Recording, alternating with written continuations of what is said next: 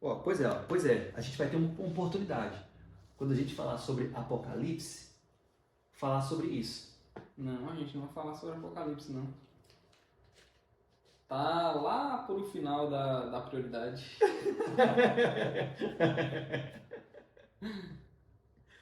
Tá bom, mas um dia nós vamos. Vai ser o livro de número 66 que a gente vai abordar. Jó vai ser o de número 65. Tá bom, tá bom. E aí Apocalipse o de número 66. Legal, mano. Tá bom, aceita. Mas nós vamos, não vamos? Deus sabe. Então tá bom, então. Vai lá. Teologia de graça, interpretando a vida a partir das Escrituras. It's Romans 1:16. Fala, meus amigos, estamos aqui mais uma vez no Deco Edificando, o seu programa bíblico podcast, o seu canal no YouTube que procura decodificar os textos bíblicos, trazendo edificação para a vida de vocês. Meu nome é Clisman Braga e nós estamos estudando Atos. Meu nome é Pablo Rangel e com o livro de Atos nós já chegamos agora para o capítulo 12. No último texto que nós trabalhamos, nós passamos pelo capítulo 11 até o versículo 18. Foi o 10, capítulo 10, capítulo 11, até o versículo 18. E hoje nós vamos iniciar no versículo 19 até o versículo 25 do capítulo 12. Então é isso, fica com a gente. Se você chegou aqui nesse primeiro vídeo, veja a nossa playlist sobre o livro de Atos. E lá você vai encontrar todos os vídeos, desde a introdução e passando por todos os capítulos, até chegar aqui. Então, vamos abordar o texto e ver o que ele tem para nos dizer nesse dia de hoje. Atos dos Apóstolos, capítulo de número 11. Nós vamos ler a partir do versículo 19. Os que foram dispersos a partir da perseguição que começou com a morte de Estevão se espalharam até a Fenícia, Chipre e Antioquia, não anunciando a palavra a ninguém que não fosse judeu. Só voltando aqui, essa perseguição que começou com a morte de Estevão, a gente já gravou um vídeo sobre isso. Nós passamos lá, está em Atos capítulo 8, versículo 1. Esse texto aqui que o Clisman acabou de ler é como se fosse um outro prisma que ele está falando. Porque no capítulo 8, versículo 1, aconteceu essa diáspora cristã. Aqui, então, ele está relatando que outras pessoas seguiram para outros lugares. Tanto é que no capítulo 8, versículo 1 em diante, nós vamos ter Filipe e o eunuco, a partir da dispersão. Pedro e João indo para Samaria. Também com essa dispersão que houve, outras pessoas foram alcançadas, assim como Cornélio. E aqui, nesse versículo 19, é você lembrar que na dispersão é Lucas dizendo, olha, também que outras pessoas foram dispersas para outros lugares, assim como Lida, Jope, Saron, e aqui elas foram dispersas para essas cidades aqui, Fenícia, Chipre e Antioquia. E a título de curiosidade, nós já falamos sobre Chipre também, lá em Atos capítulo 4, quando nós citamos, e pelo próprio texto vai falar, Barnabé sendo uma ilha. Exatamente, então a gente teve essa dispersão a partir de Jerusalém, né? Justamente após a morte de Estevão, que está relatado lá no capítulo 8, e Lucas está relatando aonde esses irmãos foram chegando, né?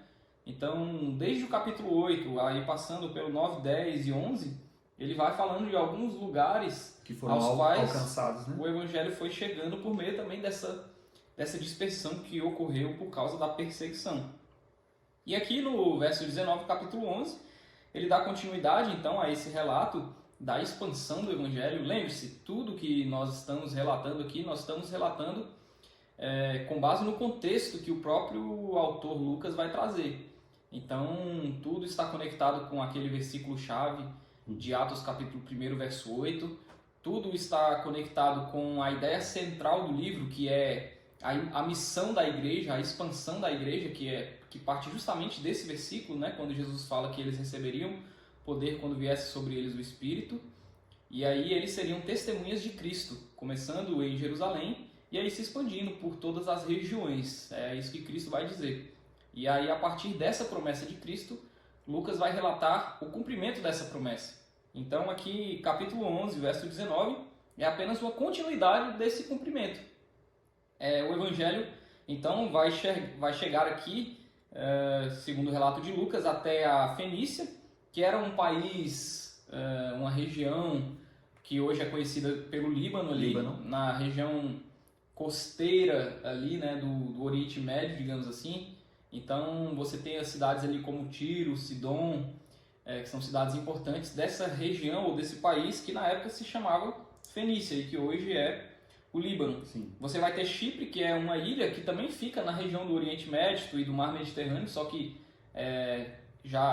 como é uma ilha, fica fora do continente, mas ainda assim naquele lugar existia uma grande comunidade de judeus e também vários cristãos, por meio da perseguição, fugiram para aquele lugar. Sim. E ali começaram a anunciar também o Evangelho.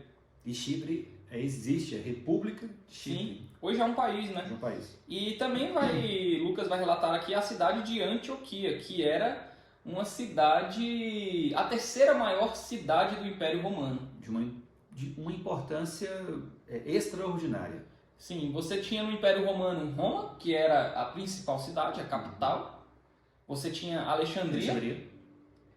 E depois, em terceiro lugar, em questão de importância, em questão de população comercial, você tinha essa cidade de Antioquia, que fica num lugar que hoje é conhecido ali como parte da Turquia, né?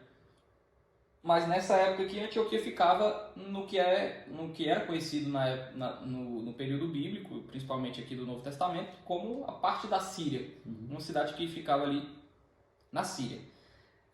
E aí, Lucas está dizendo que o Evangelho se espalhou para essas cidades, para esses lugares, mas que os cristãos que estavam indo para lá não estavam anunciando o Evangelho para ninguém que não fosse judeu. Que é o que você vai ler agora, que é o versículo 20. Exatamente. Só falando um pouco sobre esse verso aqui, sobre essa parte, a gente está vendo o quê? Que esses cristãos que estavam em Antioquia, na Fenícia e no Chipre, eles não tinham ainda ouvido falar desse relato que nós gravamos no vídeo passado. Sim. Que foi do Evangelho justamente chegando aos gentios, por meio de Pedro. É porque esse próprio relato aqui, a partir do versículo 19, imagine a seguinte cena. A dispersão acontecendo e as pessoas indo para outras cidades. Só que o evento que aconteceu, por exemplo, de forma representativa com Cornélio, nos representando, né, de forma gentílica, essas pessoas que foram se socorrer em outras cidades não estavam sabendo. Sim. E às vezes o próprio Lucas está relatando que eles chegaram nessas cidades e não anunciaram o Evangelho aos gentios. Só que isso aconteceu durante a dispersão. Mas no período entre a dispersão e o momento em que Lucas vai relatar isso daqui, o Evangelho chegou aos gentios por meio de Pedro, também um pouco por meio do apóstolo Paulo, quando ele volta ali para Tarso e tudo mais. Então a gente está vendo que o Evangelho está sendo pregado não apenas a judeus. E aí é muito interessante porque a gente gravou no vídeo passado Pedro pregando o Evangelho para um gentio chamado Cornélio, e ele vai ser questionado aqui no capítulo 11, né, nos versos anteriores ao que a gente leu aqui. Do 1 ao 18. Do 1 ao 18 ele vai ser questionado porque os próprios irmãos judeus que haviam se convertido ao cristianismo, mas que estavam em Jerusalém, ainda não conseguiam entender essa questão de que o Evangelho também era para ser anunciado aos gentios, então eles questionam Pedro. Especialmente os irmãos da circuncisão. E aí Pedro vai relatar que foi o próprio Deus quem mandou ele pregar para Cornélio, né? Através de uma experiência, de uma visão que ele teve com os animais e tudo mais. Então Lucas está mostrando o quê? Que até então o Evangelho ainda não havia sido pregado aos gentios, né? Então começa ali com Pedro, um pouco com o apóstolo Paulo, mas assim, o que vai marcar mesmo o anúncio, o início desse anúncio do evangelho aos gentios vai ser o relato do capítulo 10 de Pedro, pregando para Cornélio e toda a sua casa. E a partir daí, Lucas vai relatar então, dos versos 19 em diante, que esse evangelho pregado aos gentios, que começou com Pedro, vai agora explodir, digamos assim, né? Ele vai dar o início para aquela mensagem profética, né? Vinda do próprio Jesus Cristo, até os confins da terra. Os limites territoriais estavam sendo agora ultrapassados. E étnicos também. E étnicos, né? E étnicos. Não só agora em Jerusalém, só para os judeus, mas os samaritanos já tinham sido alcançados, meio judeus e meio gentios, né? Como se fosse o meio termo ali, e agora os gentios. E a gente vê logo depois dos samaritanos o evangelho sendo pregado também nas regiões da Galileia, da Judéia. Sim. Você vê alcançando até um etíope. Exatamente. E aí, por fim, então, o que Atos 1:8 vai dizer, até os confins da terra, de fato, Lucas está mostrando que isso aqui começa a partir do capítulo 11. Sim. E aí, vamos então continuar aqui no texto. Mano, eu fico imaginando Teófilo, de toda a situação, ele conhecendo toda a região, Sim. e assim, eita, olha, já começaram aqui, a promessa já, se parássemos aqui, eu acredito, mano, que Teófilo já ia se dar por satisfeito, realmente, alcançou, quebrou as barreiras, tanto étnicas quanto geográficas também, então, eu fico imaginando Teófilo lendo e a lágrima aqui assim, ó, outra. E ao Teófilo ler esse relato de Lucas, ele vai percebendo também o crescimento desse movimento, digamos assim, né? Que começa ali pequeno, em Jerusalém, mas vai se expandindo por todo o Império Romano. Por todos. Né? Então, assim, que é algo que vai ser trazido, inclusive, aqui nesses versos seguintes que a gente vai ler, os cristãos vão ser chamados de cristãos pela primeira vez em Antioquia. Então nós podemos dizer assim, que agora, de fato, o Evangelho vai ser anunciado em um grande centro do Império Romano. Porque até então, Jerusalém é uma cidade grande? Mas é uma cidade de judeus. Não é uma cidade que tem muitos... A concentração era mais... Não tem tantos romanos judaica, né? Morando em Jerusalém. Foi para Damasco, regiões da Samaria, Judéia, Galiléia. Mas até então, as principais cidades do Império Romano, os gregos, os romanos de fala grega, e assim, o Império Romano era formado por gente de muitas nacionalidades, né? E que falavam o grego. Uhum. Então, assim, eu acredito que nós podemos considerar o Império Romano como o berço da civilização ocidental, né? Porque até então a gente tem um grande desenvolvimento da civilização no Oriente, né? Principalmente no Oriente Médio, você tem Egito, você tem também na Antiguidade China, você tem ali boa parte da África com relatos de grandes civilizações, né? Mas aí você vai ter, por exemplo, até no Antigo Testamento, o reino de Salomão, você vai ter grandes reinos da história como o reino persa, o reino babilônico.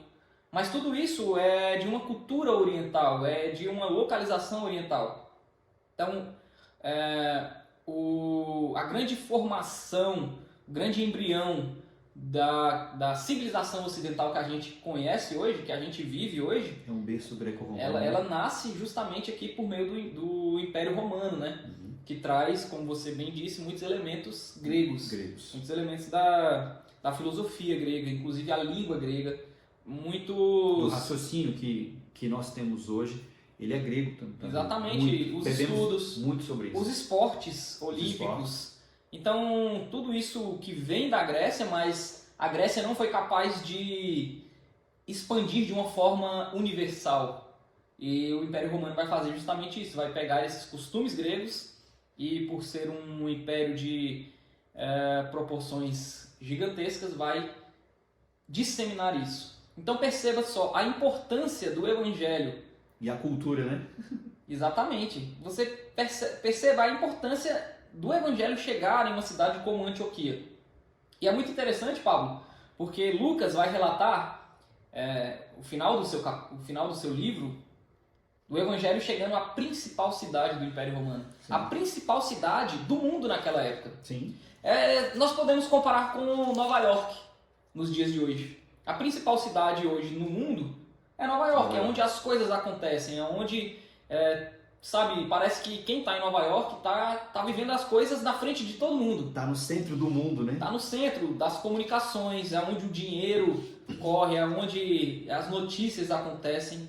Então, assim, na antiguidade, nos tempos aqui do primeiro século, era Roma. E aí você vai vendo o Evangelho saindo ali de um menino que nasceu numa manjedoura, foi criado em Nazaré. Uma cidadela, né? Até então. Aí termina o seu ministério em Jerusalém, onde ele é crucificado. Uma pequena quantidade de discípulos, 120 pessoas. 120 pessoas após a ressurreição de Jesus Cristo. Lá em Atos capítulo de número 2. Capítulo de número 1, número 2. E aí esse movimento, e aí eu volto a ressaltar. Imagine Teófilo lendo essa carta, esse livro, esse relato. E aí esse movimento vai crescendo. E aqui no capítulo 11 chega em Antioquia, que era a terceira maior cidade do Império Romano. Então perceba, o Evangelho agora, ele vai romper ainda mais as barreiras. Ele vai chegar em um grande centro comercial, em um grande centro cultural, em um grande centro de comunicação, aonde ele vai poder ser disseminado para os gentios, para os romanos, para as pessoas de fala grega. E aí é justamente isso que que Lucas vai relatar, que o médico Lucas vai relatar aqui nos versos seguintes. Verso 20. Alguns deles, porém, que eram de Chipre e de Cirene, e que foram até Antioquia, falavam também aos gregos, anunciando-lhes o evangelho do Senhor Jesus. É muito orgânico, né? É muito pelo Espírito, mano. Exatamente. Só poderia ser pelo Espírito, porque até então alguns irmãos estavam anunciando somente aos judeus, mas outros, movidos pelo Espírito Santo, anunciando aos gentios. Começaram a falar para gentios, mesmo sem ter uma ordem dos apóstolos. Sim, mano, é muito pelo Espírito. Exatamente. É Deus. Essa palavra que você usou, o crescimento da igreja, foi de uma forma orgânica. Mas sobrenatural. Sim, né? sim. Uma forma assim, ninguém comprou seguidores, ninguém comprou likes, ninguém comprou fiéis para a igreja. Fiéis. Não. Cresceu de forma orgânica, mas ao mesmo tempo sobrenatural. Perfeito. A mão do Senhor estava com eles, e muitos, crendo, se converteram ao Senhor. Essa expressão aqui, a mão do Senhor, é muito comum no Antigo Testamento, tanto como juízo como bênção. E aqui Lucas está nos trazendo como bênção, porque as palavras finais são: se converteram ao Senhor, crendo. Mano, mais uma vez a palavrinha crendo. Sim. Lucas, ele gosta muito dessa palavra para nos mostrar que não só os sinais estavam apontando para que as pessoas crescem em Jesus, mas também as próprias conversões para que elas pudessem crer em Jesus. O Evangelho, né? Claro, né? As pessoas criam no Evangelho, porque Antioquia e essas outras cidades também tinham centros religiosos, tinham os seus templos. Agora, imaginemos os discípulos chegando e conversando sobre o sistema sacrificial, sobre o sistema de culto, sobre o sistema de oferta, sobre o sistema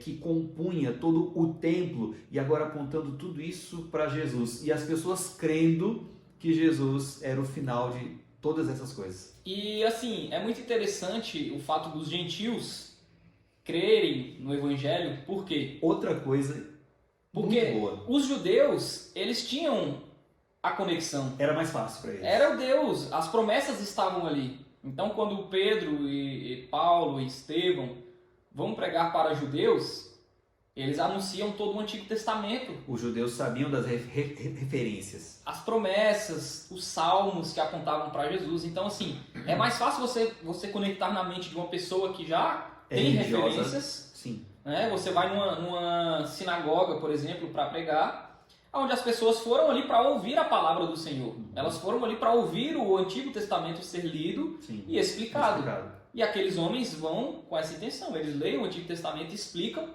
apontando para Jesus. Era assim que eles evangelizavam no início da igreja, né? Os judeus. Pedro, Estevão, Os prosélitos. Paulo e tudo mais. Agora você imagine, você chega em Antioquia, que é uma cidade que tem templo para Diana, templo para Hércules, Dáfne. templo para diversos deuses, né? Porque a cultura greco-romana era uma cultura politeísta, de muitos deuses. Então você tem templos Para tudo. para dar e vender ali nessa grande cidade. E aí você chega ali para evangelizar e você não tem mais essa conexão do Antigo Testamento. Onde o pregador e o papel dele tentando trazer para hoje, né?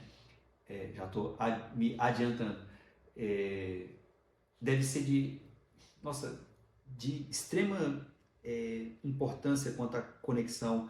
Bom, o Cristiano pode falar melhor sobre isso, porque ele é especialista em pregação.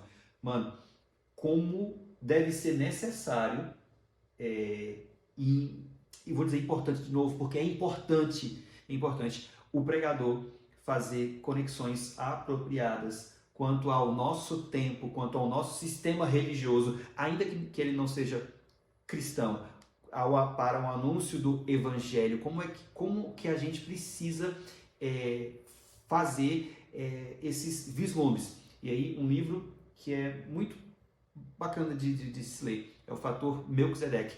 O autor conta algumas experiências de outros missionários em que eles viam o sistema religioso de X tribo e enfim, e pegavam aquilo e diziam: olha, isso que vocês estão fazendo quer dizer perdão dos seus pecados, mas o verdadeiro perdão é o que você encontra em Jesus. Eu imagino que seja semelhante ao que eles se eu não me engano, faziam aqui. Paulo vai exemplificar exatamente isso que você está dizendo. Se eu não me engano, 16 ou 17. ou Onde 17. ele está em Atenas e ele vai conectar um altar a um Deus desconhecido justamente com o Evangelho. Mas o fato é, ao mesmo tempo 17. que não existia uma conexão com o Antigo Testamento, quando eles anunciavam o Evangelho para os gentios, parece que Lucas está mostrando que eles criam com mais facilidade. Uhum. Eles não colocavam objeções tão quanto os judeus. Você não vai ver, por exemplo... Gentil querendo matar. Exatamente, o relato de gentios sendo agressivos com relação à pregação do Evangelho. Então, por estarem no contexto politeísta, tinha filósofos, pregadores, sacerdotes de outras diversos religiões. deuses. Então todo mundo, né, vai estar ali anunciando o seu Deus, falando do seu Deus. Pregando então, a sua fé. talvez para os cidadãos romanos aqui, que moravam em Antioquia, eles paravam. Se tinha alguém ali falando de alguma coisa, eles eram interessados, né? Era um costume até grego, que foi trazido pelo Império Romano, de se parar ali nas ágoras, né? Que eram locais justamente onde as pessoas podiam falar publicamente para que outras pudessem ouvi-las. Traduzindo, a internet de hoje. Exatamente. Ou então, as redes sociais. se você fosse ali anunciar alguma coisa, sempre ia ter gente parada interessada para ouvir. Às vezes não ia fazer sentido para ela ia embora, ia seguir o caminho dela, mas não ia querer te matar, diferente dos judeus, que quando você ia pregar nas sinagogas e falava que Jesus era o Filho de Deus, eles procuravam um jeito de matá-lo, né? Mano, eu não quero dar spoiler, mas quando nós formos falar, por exemplo, lá no capítulo 13, a gente vai ver isso de forma clara. Judeus não recebendo o evangelho, mas os gentios ouvindo o evangelho e se alegrando. E crendo. Que é o mais importante. E aí Lucas está dizendo que no verso 21, nós lemos o 21. No verso 21, que a mão do Senhor estava com eles. E muitos crendo se converteram. E aqui já são gentios se convertendo. Como o Pablo falou, de forma orgânica. Ninguém foi lá e falou para eles anunciarem isso para os gentios, mas... Nem compraram seguidores, como você disse. Eles já estavam pregando e já tinha gentio crendo no Senhor. E aí, a notícia disso, no verso 22, a notícia a respeito deles chegou aos ouvidos da igreja que estava em Jerusalém. Ou seja, na sede, digamos assim. Na sede, na base. os apóstolos, presbíteros também, que o texto vai relatar aqui, né? Os diáconos, os homens da liderança da igreja de Jerusalém, ouviram, opa, parece que lá em Antioquia está tendo conversão de gentios. Vamos mandar Barnabé ir lá averiguar essa situação. Barnabé, que figura importante, né? Desde Atos capítulo 4, nós já estamos falando de Barnabé, um homem cheio do Espírito Santo, cheio de sabedoria, e um levita, né? Até então. Então, se você quiser saber mais sobre Barnabé e a sua história, nós comentamos isso em Atos capítulo 4 em diante. Procure lá o vídeo. E aí, eles mandam então Barnabé, que era uma liderança da igreja, um homem importante na igreja, um homem que tinha a confiança dos apóstolos. Que foi quem levou Paulo até os apóstolos. Intermediou esse contato de Paulo, que antes era um perseguidor, Sim. com os apóstolos. Isso também a gente fala lá no Atos capítulo 9 e um pouquinho do 10. no vídeo que a gente fala sobre a conversão do apóstolo Paulo. Atos capítulo 9. E aí Barnabé vai até Antioquia. Enviaram Barnabé até Antioquia, verso 22.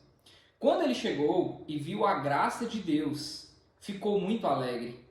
Que graça é essa? Mano, Lucas usa umas expressões maravilhosas, né? Quando ele viu o povo se convertendo. Quando ele viu que tinha um monte de gentil que crendo estava crendo no Evangelho. Em Jesus, crendo em Jesus como seu Senhor. Mano, e o peso de como seu Senhor na antiguidade devia ter muito mais, né? Peso do que para nós hoje. Porque às vezes a gente fala assim, não, eu creio. E nós cremos que Jesus é o nosso Senhor e Salvador. Só que a ideia de se crer como Jesus, como o Senhor e Salvador, infunde muito mais temor, porque você servia não só com os seus afazeres, mas até mesmo com a sua própria vida. Então, quando ele viu a graça de Deus ali, daquelas pessoas se convertendo a Jesus como Senhor e Salvador delas. pessoas que tinham na prateleira uma opção gigantesca de deuses para poder escolher, para poder servir, para poder fazer seus rituais. E ele chega lá... E esse contexto é muito importante, Sim. mano. É muito importante que as pessoas, de coração, servindo ao Senhor, né? Então, já que elas tinham oportunidades de servirem a outros deuses, elas, pela graça de Deus, escolheram servir a Deus. Talvez, a Jesus. Até pelo fato do politeísmo ter essa facilidade de se adotar mais de um Deus, né? Então, assim, poxa, o que você está falando é interessante. Eu quero acreditar nesse Deus também. E aí você começa a ouvir, e aí você percebe que ele, na verdade, é o único Deus. É o único Ele Deus. é o Deus sobre os outros deuses. Ele é o Deus que está acima, né, de tudo. É o Deus que criou. E aí Paulo vai explanar isso daí logo lá mais em Colossenses. Em Atos também, capítulo mas... 16, ele vai dizer que na verdade, falsos deuses não existem. O que existe é o único Deus. E aí ele fala lá em Colossenses também, capítulo 1, que foi por meio dele, para ele que foram criadas todas as coisas nos céus, na terra, as visíveis e as invisíveis. O que está falando em Colossenses? Ele está Principados, pregando. potestades. Colossenses. Ou seja, você chegava lá em Antioquia e falava, ó, eu sei que vocês adoram esses deuses aí, mas tem um Deus que é maior do que todos eles e que, se por fato esses aí existirem, foi ele quem criou para ele mesmo. E aí as pessoas iam crendo e Barnabé chega lá e fica alegre. E a gente fica alegre também, claro, né? De ler isso daqui e perceber como o evangelho chegava, né? Quando ele chegou e viu a graça de Deus, ficou muito alegre. E exortava todos a que com firmeza de coração permanecessem no Senhor. E aí eu volto ao assunto do politeísmo. Porque uma coisa é você acreditar em Jesus diante da sua possibilidade de acreditar em vários deuses sendo politeísta. Agora o Barnabé chega lá e fala, olha, eu quero que com firmeza de coração vocês permaneçam no Senhor. Porque uma coisa é crer, outra coisa é você permanecer com firmeza nessa crença. Mano, pegando isso que você disse, eles não só acreditavam ou acreditaram em Jesus num fato histórico, porque aqui tinha pelo menos no ano, pensando aqui, tá? No ano 35, ano 40, porque a fome que a gente vai citar logo em seguida, esse período da fome, deve ter sido entre o ano 44 e 48, vou colocar aqui 40, tá? 10 anos após. Eles não só acreditaram em Jesus de forma intelectiva, ou seja, de forma histórica, fatídica, mas de forma redentora.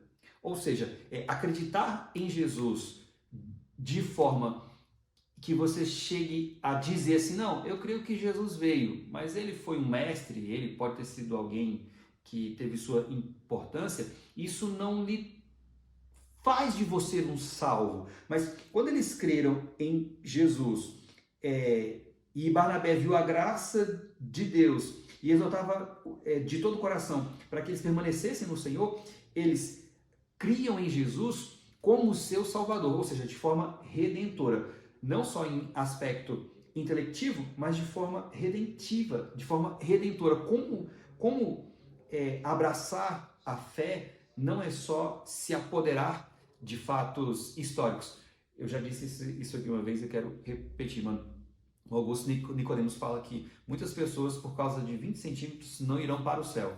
Aí ele fala assim, ó, de 20 centímetros da cabeça para o coração. Se nós não abraçarmos, se nós não amarmos o Senhor Jesus de todo o nosso coração, com todo o nosso esforço, com toda a nossa alma, nós ficaremos apenas na base do intelecto. E aí o verso 24 vai dizer que Barnabé era um homem bom, cheio do Espírito Santo e de fé. E aí muita gente se uniu ao Senhor. E depois Barnabé foi a Tarso à procura de Saulo. E quando o encontrou, o levou para Antioquia. E durante um ano inteiro se reuniram naquela igreja e ensinaram numerosa multidão. Em Antioquia, os discípulos foram pela primeira vez chamados de cristãos. Queria falar mais um pouquinho de Barnabé, porque quando os irmãos de Jerusalém, os da circuncisão, ficaram sabendo que Pedro tinha anunciado o evangelho para um gentil, Cornélio, Atos capítulo 10. eles ficaram com raiva, eles questionaram Pedro. Questionaram. Eles tinham esse senso de exclusivismo. Preciosismo teológico. E a gente está vendo aqui esse contraste com Barnabé.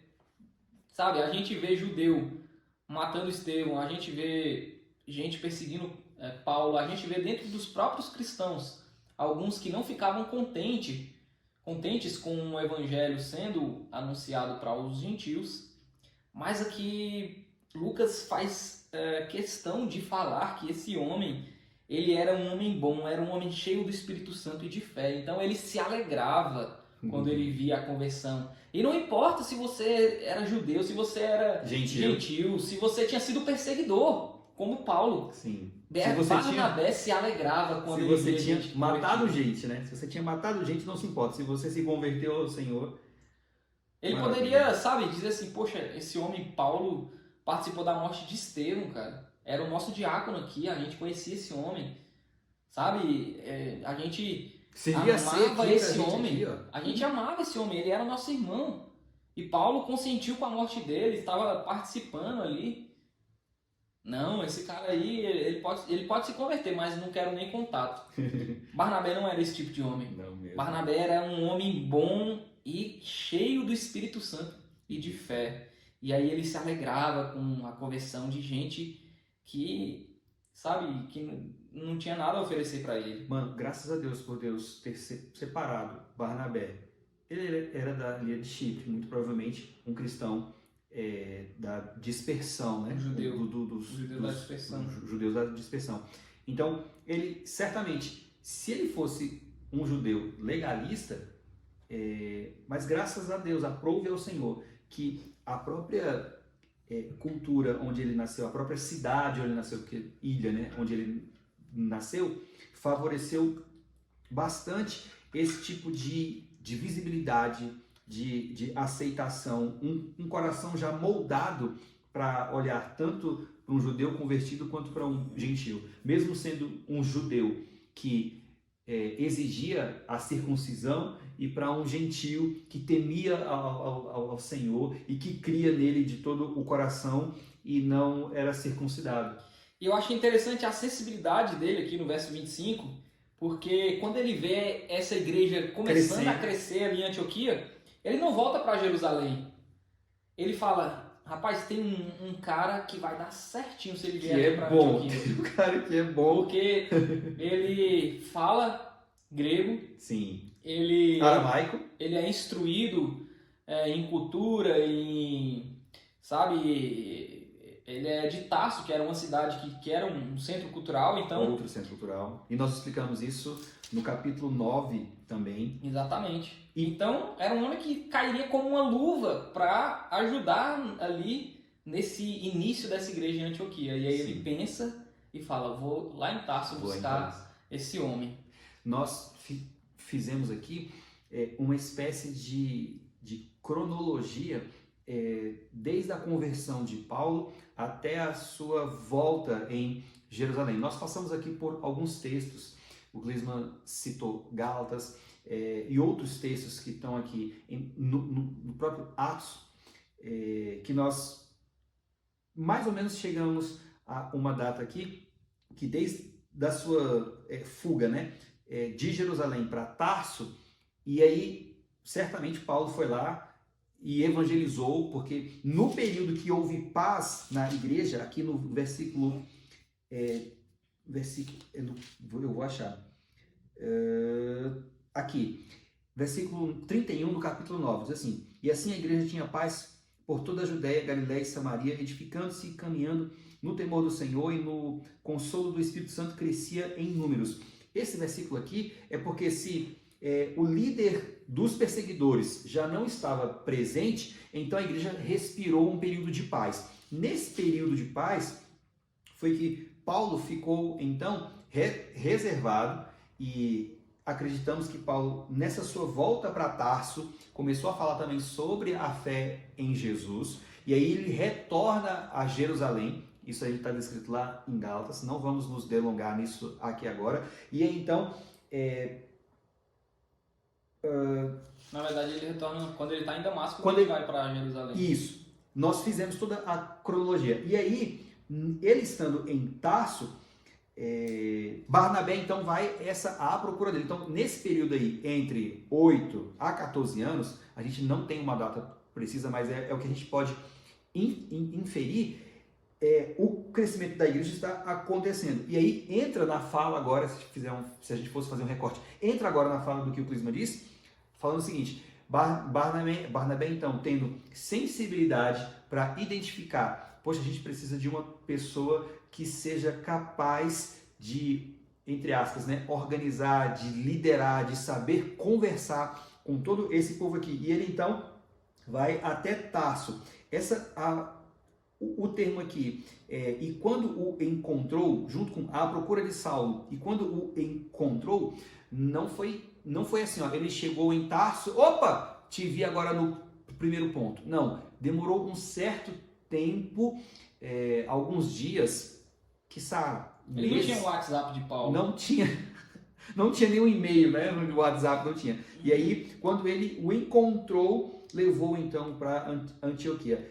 Provavelmente Barnabé, contando de toda a estrutura, de todo o movimento, de todo o dinamismo que estava acontecendo, do crescimento dos gentios ao evangelho do Senhor, eu tenho certeza que quando Paulo ouviu isso aqui, ele disse, eita menino, é agora que eu vou pregar agora para todo mundo mesmo. E aí eles vão para Antioquia e aí ficam um ano inteiro ali naquela igreja, ensinando numerosa multidão. E aí vai ter esse relato aqui, né, que em Antioquia os discípulos foram pela primeira vez chamados de cristãos. Então, algumas coisas importantes aqui. Antioquia, agora, a partir desse relato, vai se tornar a base da igreja Gentílica. para os gentios, né? Nós temos a de Jerusalém, que é dos judeus, Exatamente. e agora a dos gentios. Vai ser Antioquia. Antioquia. De Antioquia que vai ser disseminado esse evangelho para todas as regiões greco-romanas. Se de Jerusalém ele saiu para as regiões da Judéia, Samaria e Galiléia, de Antioquia ele vai até os confins da terra. E aí, muito interessante aqui também... A palavra... Pode falar? Também a questão de eles serem chamados de cristãos pela primeira vez, né? Por quê? Isso daqui vai caracterizar o seguinte, tem uma relevância agora nesse movimento. As pessoas já estão chamando, porque é uma numerosa multidão, já passou por Jerusalém, o território da Judéia e de Samaria também já está dominado. Não é um pequeno grupo. Galileia. Então, assim, tem os judeus e agora tem os cristãos também, né? Se os judeus já eram reconhecidos como um povo, como uma religião, a partir desse momento, a partir desse relato, a gente vai perceber que os cristãos também vão ser reconhecidos agora como um povo. Eles são os cristãos, eles não são mais os judeus que acreditam no Messias, no Cristo. Eles agora são os cristãos, aqueles que acreditam em Jesus. Embora alguns comentaristas digam que isso daqui seja uma forma pejorativa, né? Aqueles que são os pequenos cristos, aqueles que acreditam no Cristo, ou que são do grupo daquele Cristo, pode ser uma forma pejorativa, entretanto... Eles, se foi ou não, eles se apossaram do nome e reconhecidamente o fizeram muito bem. E hoje a gente se chama cristão. Até hoje, né? Mas a questão aqui, Pablo, é de identidade. Eles estão construindo uma identidade. Sim. E essa identidade está se tornando relevante no Império Romano. A partir ao ponto de, numa grande cidade, na terceira maior cidade do Império Romano, esses irmãos serem chamados de cristãos. Ou seja, eles têm uma identidade. Eles são um povo. Vamos ficar de olho nesse povo aí chamado de cristão. O nome cristão, então, vai ganhando corpo, além de outros que já eram designados para as pessoas que criam em Jesus. Eram os santos, os fiéis, os do caminho, os discípulos, os da vida, agora cristão. E não só Lucas vai usar o termo cristão, mas como Paulo e Pedro também. Sim. E ao longo da própria história, nós fomos reconhecidos como cristãos. Eu acho interessante que esses outros termos que você mencionou, eles vão ser utilizados mais no contexto judaico, no contexto, né, de Israel, do território de Israel. De discípulos, né, também é muito um contexto judaico também, e agora cristãos. Cristãos agora vai ser o nome daqueles que seguem o tal do Jesus. Jesus, o Cristo. Em todo o Império Romano, no Ocidente e até os dias de hoje.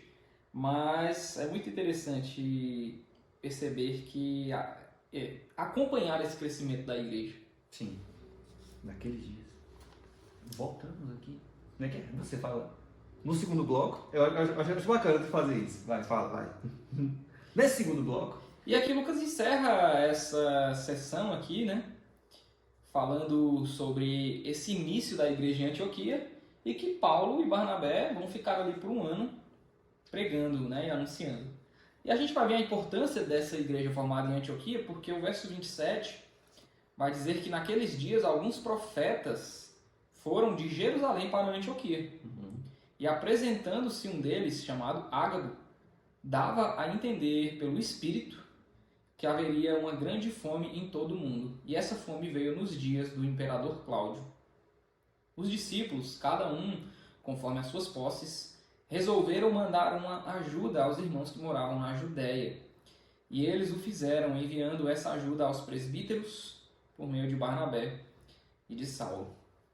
Bom, algumas questões aqui nesses versos do 27 ao 30. Vamos lá. Primeiro, a questão das profecias aqui.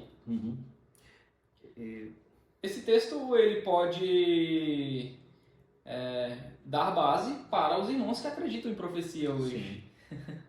Porque nós estamos vendo aqui um profeta que era crente, que profetiza por meio do Espírito Santo sobre um acontecimento futuro, que de fato aconteceu. O próprio texto vai dizer que essa profecia se cumpriu nos dias do imperador Cláudio, né?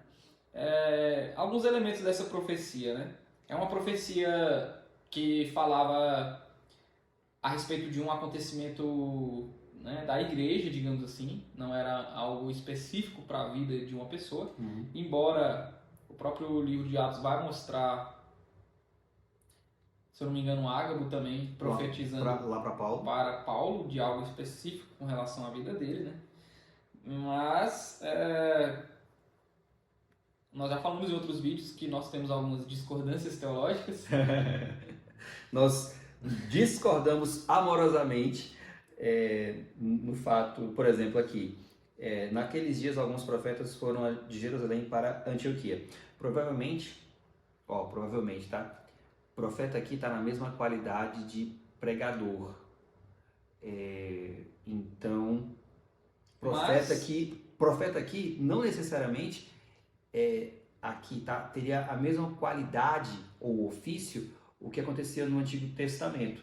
Então, essa pode ser uma diferença qualitativa, tá? Qualitativa. Então, a palavra profeta aqui teria esse tipo de avanço quanto ao entendimento. Seria um pregador e se apresentando deles como Ágabo, ou seja, não era só Ágabo, então tinha um certo tipo de pessoas nessa qualidade, não só de apóstolos, não só de anciãos, não só de evangelistas, não só como diáconos, mas também como de profetas, na qualidade de pregadores. Só que o texto vai nos dar mais informação, dizendo que dava a entender pelo Espírito que haveria uma grande fome em todo o mundo. Assim como aconteceu. Em todo o mundo aqui, não necessariamente é que em todo o globo, tá? Toda a terra. Em toda a terra, mas em região ou regiões.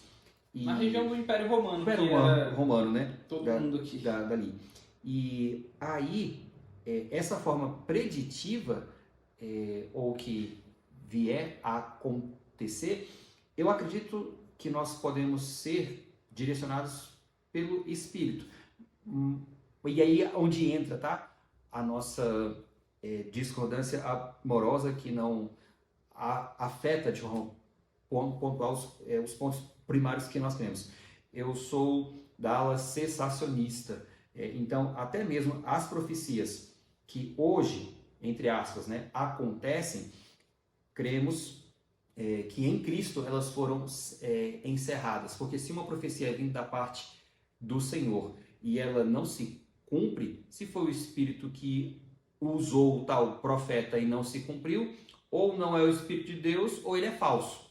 Então, tudo que nós tínhamos de conhecer em todos os eventos, sejam eles de forma redentora, se encerrou em Jesus. A Hebreus capítulo 1, versículo 1 em diante. Então, tudo que nós tínhamos de saber, nós soubemos por Jesus, e a sua forma final está aqui em suas palavras, que seria toda a Bíblia. Então, aqui, o que a gente quer deixar, tá? A liberdade, e aí entra acreditar na liberdade de consciência, tá? Você pode acreditar tanto que o Espírito do Senhor usa os seus profetas, aí uma nota de rodapé, tá? Eu não acredito que existem profetas hoje, tá?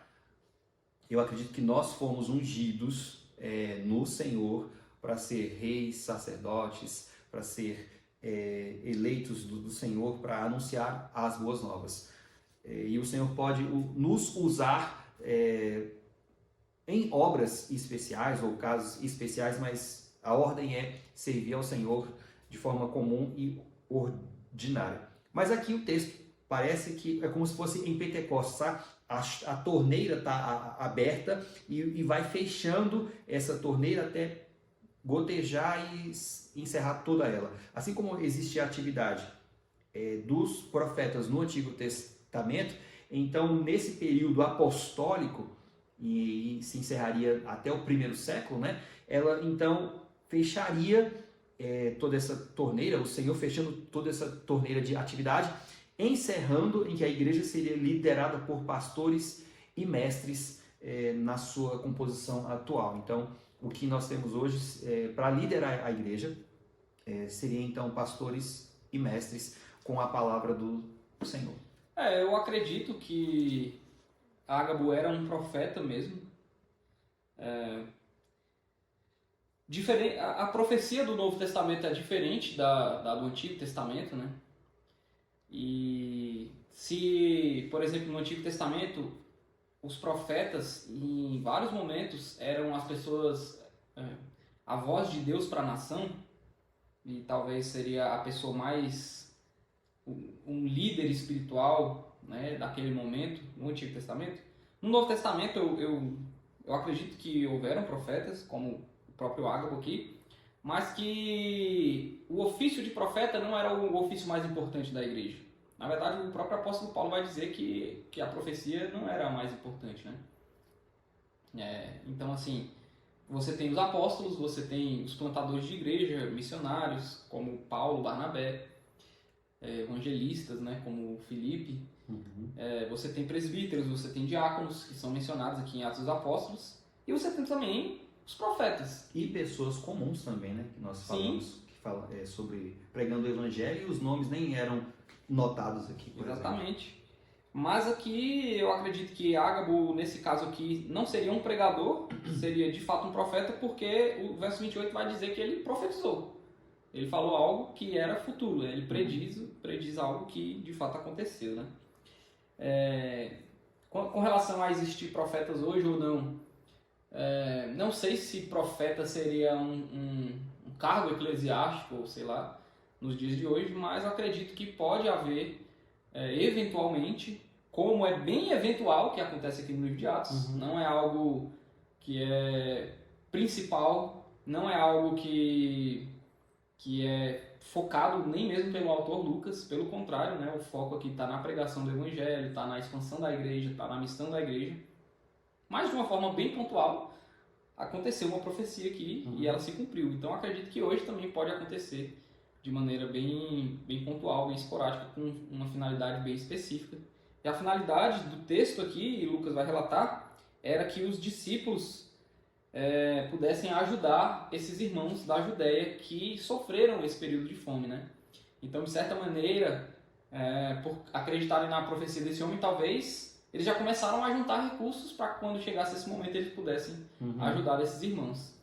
E por quê, né? Por que os discípulos de Antioquia tiveram que ajudar os da Judéia? Porque Antioquia era a terceira maior cidade do Império Romano, né? Então, o fluxo monetário, o fluxo era muito maior.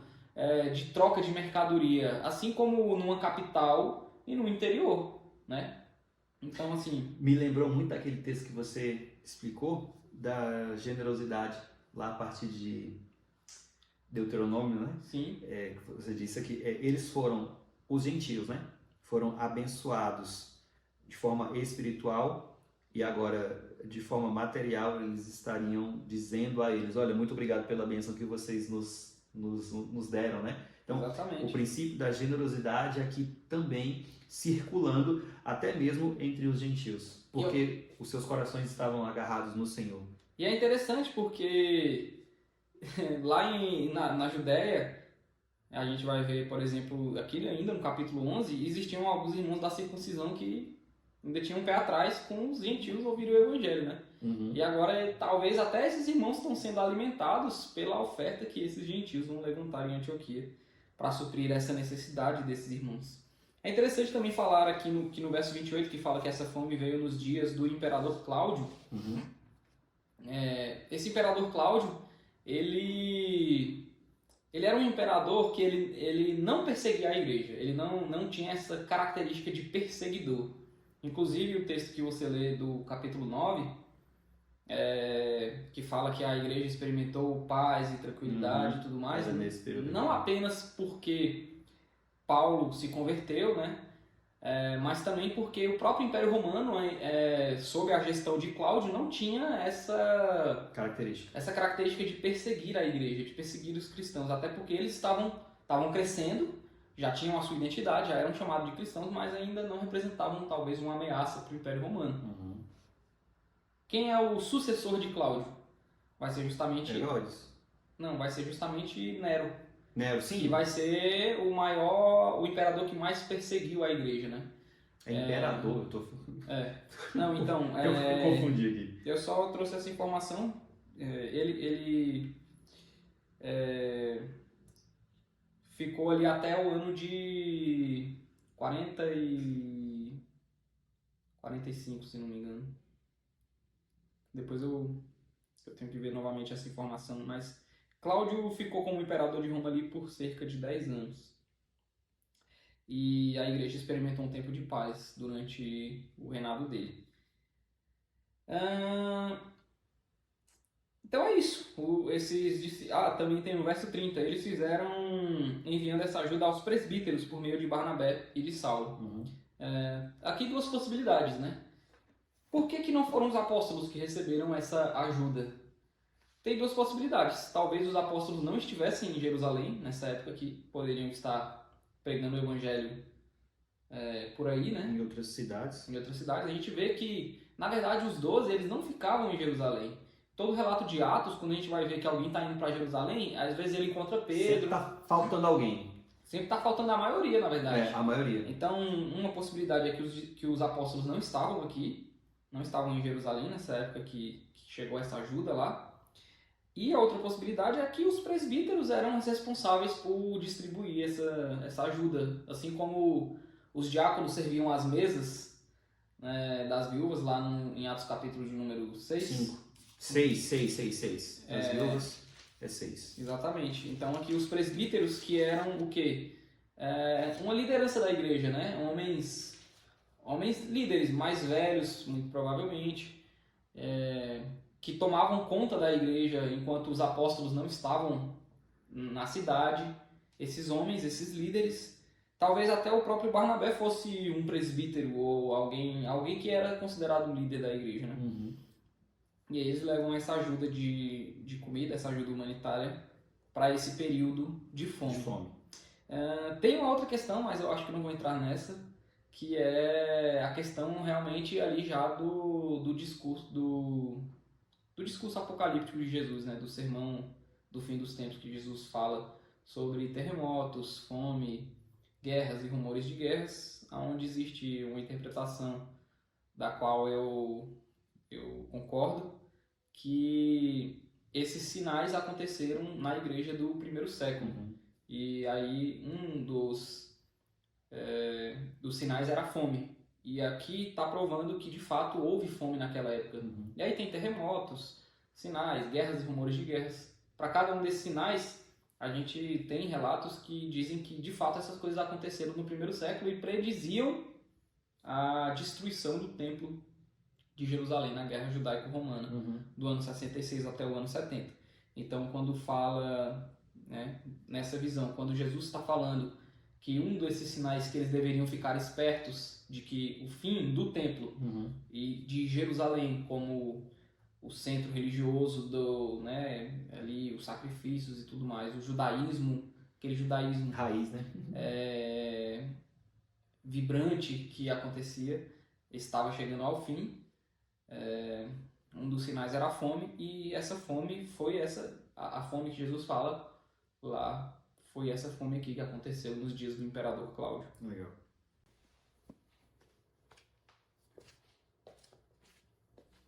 Pois é, a gente vai ter uma oportunidade, quando a gente falar sobre Apocalipse, falar sobre isso. Não, a gente não vai falar sobre Apocalipse, não. Tá lá por o final da prioridade.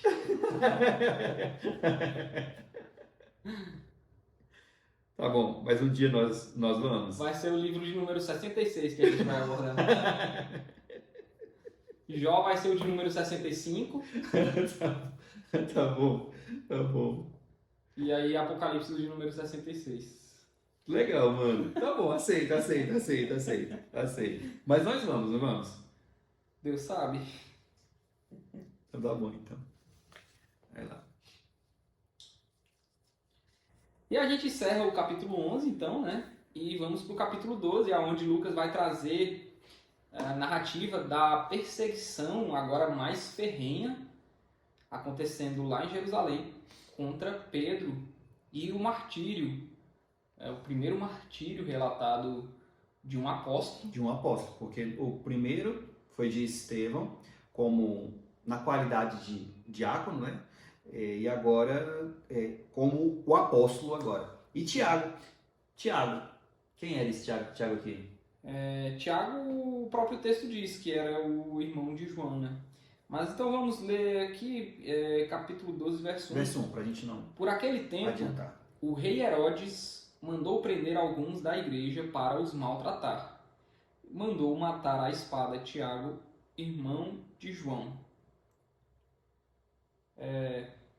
Eu queria dizer, esse Herodes aqui, Herodes o Grande, até o ano 1 ou 2, Herodes o Grande. Esse Herodes aqui é o Herodes Agripa, ele é o neto Primeiro. de Herodes o Grande. Então esse Herodes aqui é o da linhagem sucessória daquele Herodes o Grande. Esse aqui seria o terceiro, Herodes Agripa, São 4 relatados no Novo Testamento. ao todo. Herodes o Grande, que é aquele que reconstrói o templo de Israel. Ele é conhecido por construir Cesareia Marítima. Era um homem que não era judeu. Só para você entender, né, como funcionava o Império Romano.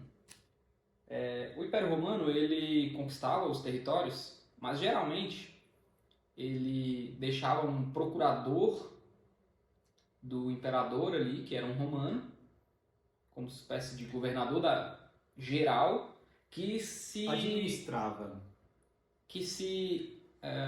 detinha nos assuntos de cunho político, nos assuntos com relação a impostos, os assuntos de maior interesse de Roma.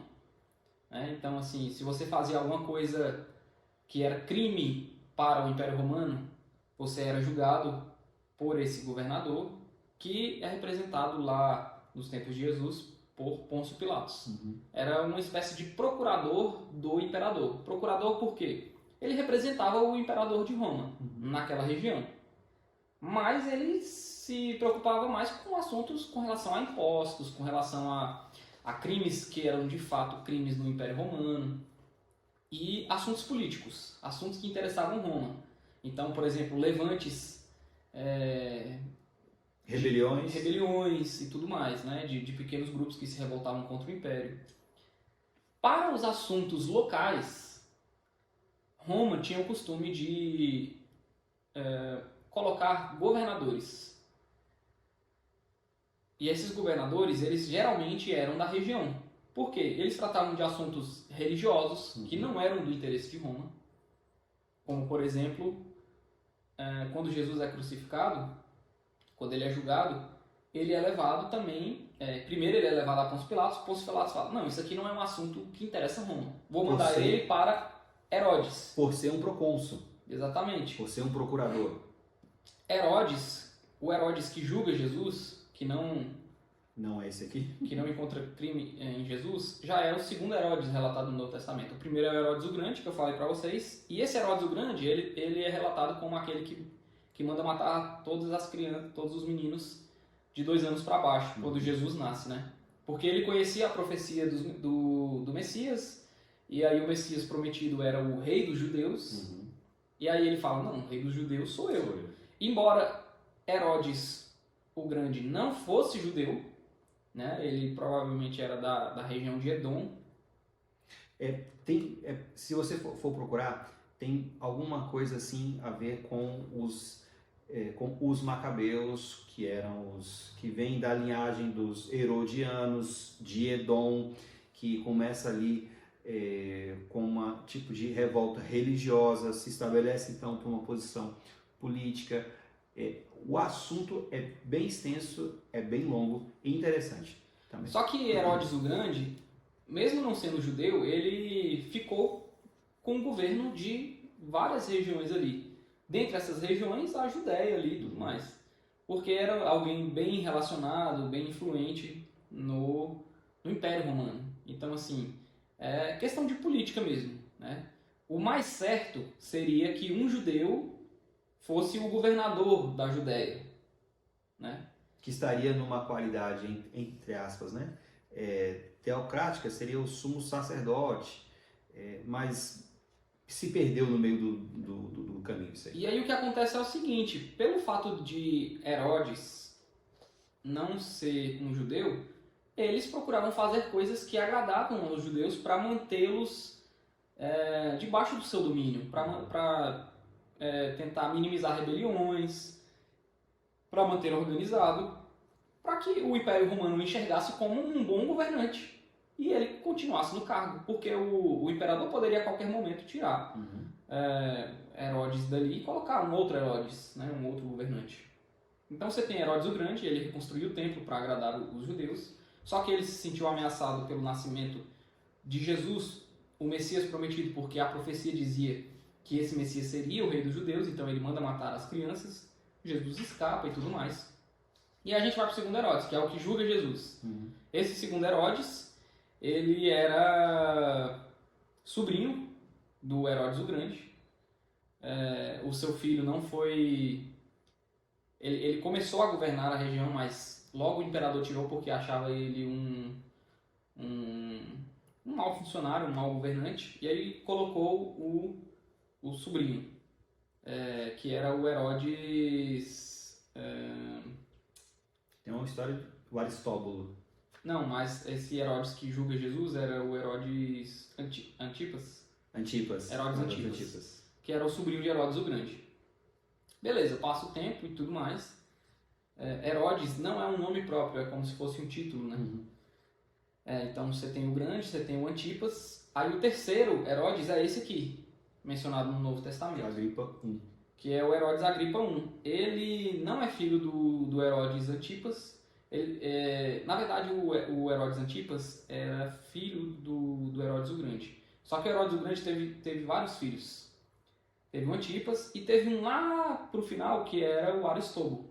Esse Aristóbulo é o pai do Herodes Agripa I, né? Então ele é neto do Herodes o Grande e sobrinho do Herodes Antipas. Isso, exatamente. Eu falei sobrinho, que Antipas era sobrinho do Grande, não. Essa informação está errada. Antipas era filho do Herodes o Grande, mas quem era sobrinho era o Herodes Agripa, que era sobrinho do Herodes Antipas dos tempos de Jesus. Beleza. Esse Herodes Antipas é esse daqui, que para agradar os judeus, tá? Sempre tem essa informação, para agradar os judeus, porque ele era um governante do território, né? Que se preocupava com as questões religiosas. Roma não queria saber das questões religiosas, ele não queria saber se tinha um Jesus que era contra o judaísmo. Isso é assunto que vocês têm que resolver entre vocês. E no máximo vai para julgamento do Herodes. Sim. Por isso que Pôncio Pilatos manda Jesus, né, para lá, para ser julgado por Herodes. Enfim, aí esse Herodes Agripa primeiro também queria agradar os judeus. Como que eu vou agradar os judeus? Vou maltratar os cristãos. Perseguir os cristãos. Vou maltratar os crentes. Não era porque ele tinha nada contra os crentes, sabe? Era político. Era simplesmente uma política. Ele queria agradar a maioria da população da região, que era judaica. E aí ele pega e manda prender alguns da igreja para os maltratar. Os judeus provavelmente já vinham pedindo para Herodes fazer essas coisas, porque eles próprios já estavam perseguindo os cristãos da região. E aí ele pega e manda matar Tiago, irmão de João, à espada. Quando fala que a espada, provavelmente é decapitado. Esse Tiago aqui, lembra que Jesus sempre chamava os três mais chegados, né? Pedro, Tiago e João. Tiago aqui é esse Tiago aqui, não é o irmão do nosso Senhor Jesus. Filho de Zebedeu. Filho de Zebedeu, que pediu lá uma cadeira para... A mãe deles, na verdade, né? A mãe deles pediu uma cadeira. E aí Jesus fala assim, vocês podem beber o cálice que eu vou beber? Eles dizem, sim, podemos. Pois é, mas escolher quem vai se sentar à direita ou à esquerda não pertence a mim, mas ao meu pai. Na verdade, Jesus, lá em Marcos 10, 39... E aí, Tiago bebeu do cálice. Marcos 10, 39, Jesus fala, vocês beberão do cálice que eu bebo. E Ou se seja, cumpriu. Jesus predisse que eles provavelmente sofreriam perseguição e seriam martirizados também. E aí isso acontece. Esse João aqui Então é o apóstolo, tá? O apóstolo João, É. o qual escreveu as suas cartas e o Apocalipse. Esse Tiago, irmão de João, né, Esse era Tiago que não é o Tiago também, tá? Não é o Tiago que escreve. que escreveu, tá? Os seus 5 capítulos aqui. O Tiago não é o Tiago que escreveu a carta de Tiago, né? Mas Tiago aqui é o irmão de João. Na verdade, tem 3 Tiagos. Tem o Tiago, irmão de João, Uhum. que é o mais importante. Tem o Tiago, irmão de Jesus, Tem o Tiago, irmão de Jesus, que não é apóstolo, que não é apóstolo. mas que é o provável escritor da carta, Sim. daquela carta de Tiago. E tem um outro Tiago que era apóstolo, chamado Tiago o Menor, Uhum. né? Em Atos capítulo 1. Que é um Tiago de menor importância, digamos assim, pelo menos assim, ele é pouco relatado nos textos bíblicos. Esse Tiago aqui, irmão de João, é o Tiago que Jesus vai chamar eles de filhos do trovão. Uhum. Porque, Boanerges. Boanerges, porque eles queriam mandar descer fogo naquela aldeia Dos samaritanos. de samaritanos. Então, assim, é esse Tiago. É o Tiago que a mãe dele provavelmente era prima, ela provavelmente era irmã da mãe de Jesus, né? E então eles provavelmente tinham um parentesco aqui. Mas é esse, e ele é o primeiro apóstolo que é martirizado, e provavelmente morreu decapitado por esse homem Herodes Agripa I, que queria agradar os judeus. E aí ele está vendo que isso agradava os judeus, ele fala, vou matar mais um.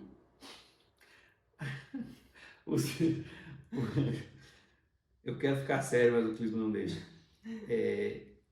Me lembrou aqui muito do que Jesus passou, né? As pessoas pegando, né? Jesus como um espetáculo próximo à Páscoa, para então, nesse evento de multidões, olharem para tudo isso e se alegrarem, né? Na morte de uma pessoa. Por isso que diz assim, e eram os dias dos pães sem fermento, muito próximo à Páscoa, e me fez lembrar muito o que Jesus passou e o que os seus discípulos agora estão passando. Cerca de 10 anos depois, a gente vê isso acontecendo novamente, né?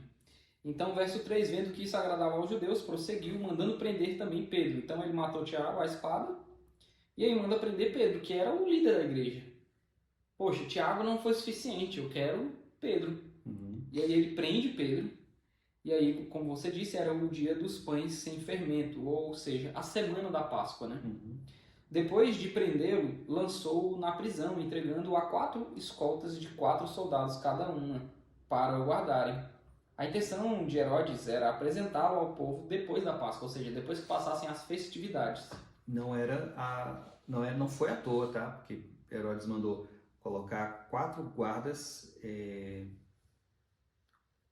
4 escoltas de 4 soldados. ou seja, era de 3 em 3 horas, 2 guardas, 2 policiais penais colocavam uma... O Pablo, inclusive, é policial penal, tá, gente? Uma algema num braço e outra no outro, e 2 ficavam na grade, né? Assim, após a cela. E de 3 em 3 horas eles se revezavam. E eu até entendo, entre aspas, né? Por que ele fez isso aqui? Porque Pedro já tinha fugido. Quer dizer, Pedro já tinha sido libertado por um anjo do Senhor lá em Atos. Quando ele foi preso pela guarda do templo. Lá em Atos capítulo 5. Então, ele, Pedro e os demais apóstolos foram soltos. Então, Herodes, para ter certeza de que ele não iria escapar ou fugir, fez então isso com 4 pessoas, né?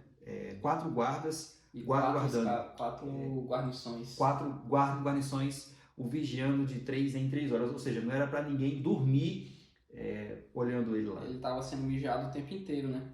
Sim. E aí... Versículo 5. E assim Pedro estava guardado na prisão, mas havia oração incessante a Deus por parte da igreja a favor dele.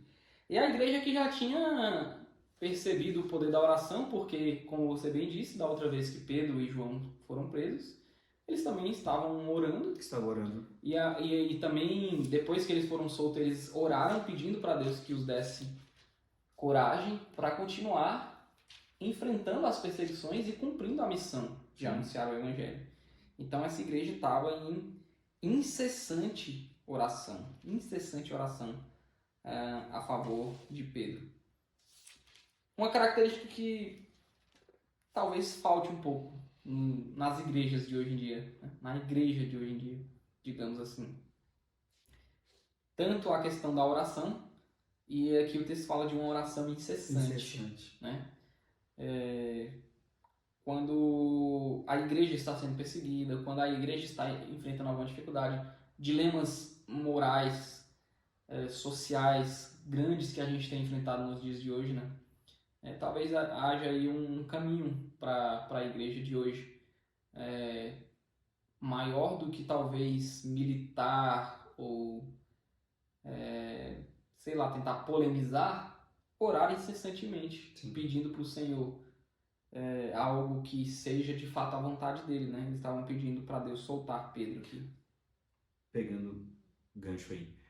Porque, mano, a gente tem, apesar de todas as denominações cristãs, protestantes, evangélicas, é porque hoje a gente tem que colocar adjetivos, né, para tentar encontrar um denominador comum. Mano, nós temos inimigos comuns. Nós temos inimigos comuns.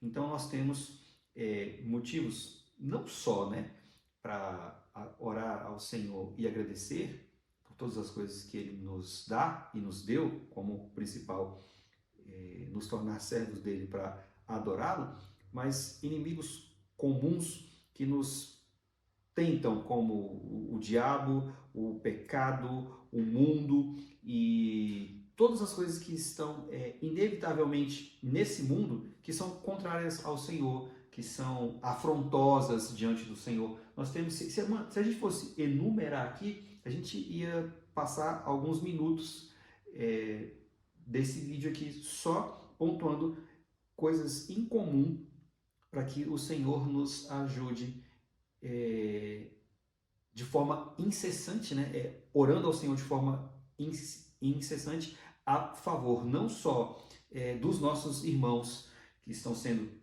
perseguidos, dos nossos irmãos que estão sendo assolados por este mundo. Porque uma coisa, mano, que eu vi até agora, eles não falam aqui em Atos, pelo menos em grupos evangélicos, né? Ou denominações. Mas quando eles vão se referir à igreja, é a igreja do Senhor. Sim. Mesmo que tenha etnias, né, envolvidas, como os judeus, os samaritanos e os gentios, todos eles são discípulos do Senhor, todos eles são cristãos, todos eles são servos do Senhor, todos eles são vistos como um só, a igreja. E nós, como igreja, nós temos sim, mano, nós temos de nos... Eu acho nos arrepender. Muito interessante isso aqui, porque eles já constituíam uma quantidade relevante de pessoas, né? E eles poderiam muito bem, sei lá, fazer uma rebelião. Poxa, prenderam um dos nossos, vamos fazer um movimento social aqui. Uhum. Vamos protestar, vamos bater na porta de Herodes, bater na porta do procurador, do imperador, vamos aonde seja. Uhum. Né? Nós já temos um número relevante de pessoas para poder a nossa voz ser ouvida. Uhum. Mas eles recorriam a Deus, cara. E eles já tinham experiências positivas com relação a isso. Já. Eles já tinham percebido que orando incessantemente no propósito do Senhor para que a sua missão pudesse continuar sendo propagada, eles obteriam resposta positiva com relação à sua oração.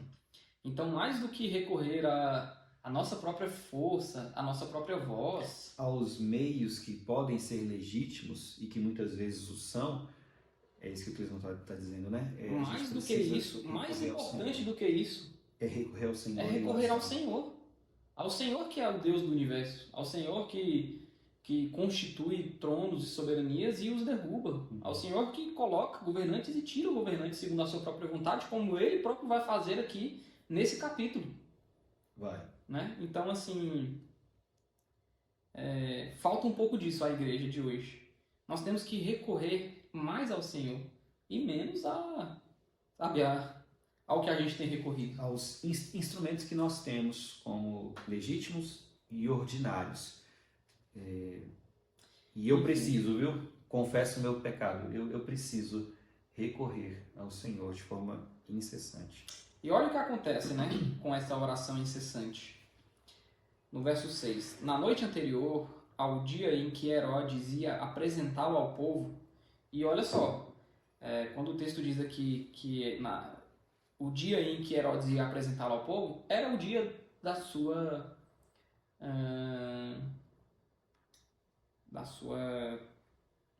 quando eles vão matá-lo, da sua execução. Execução. Quando o texto fala que ao dia em que Herodes ia apresentá-lo ao povo, Seja a crucificação. é o dia em que ele seria executado. Executado, sim. Herodes não ia simplesmente apresentá-lo ao povo e soltá-lo.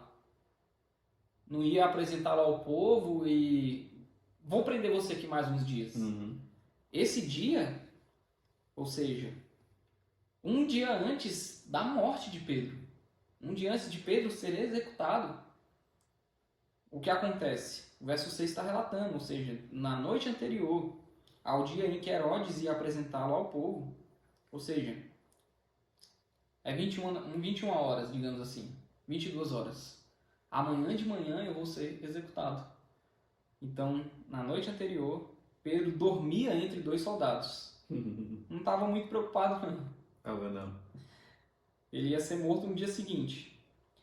Preso com 2 correntes.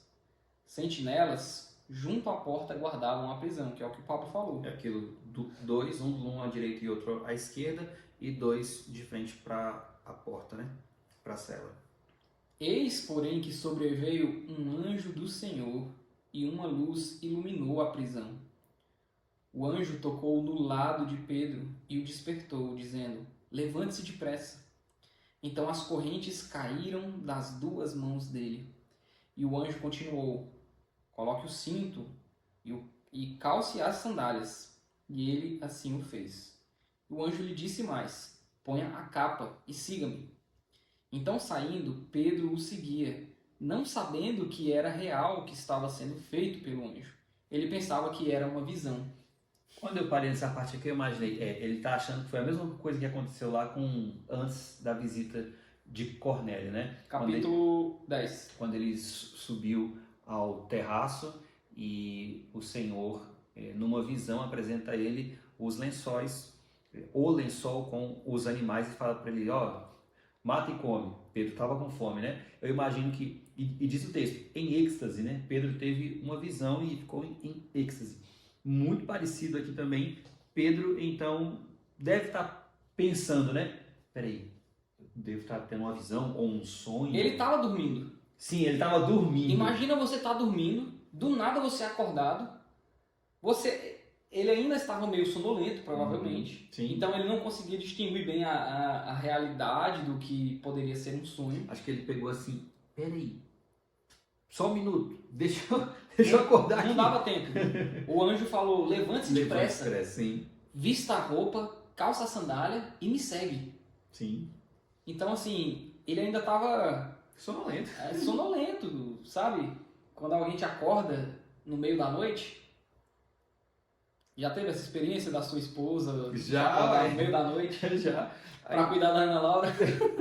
Às vezes ela fala assim: vai lá, amor. Aí eu falo: tá, eu já durmo. Então Pedro está nesse estado entre o acordado e o dormindo, né? Ele está sonolento. E aí isso faz com que ele pense que ele está tendo uma visão. Né? É o que o texto está dizendo, no verso 9. Agora o 10. Depois de terem passado a primeira e a segunda sentinela, chegaram ao portão de ferro que dava para a cidade, o qual se abriu automaticamente. Será que o anjo tinha o controle do portão? Se foi. Como é que é? A Rossi.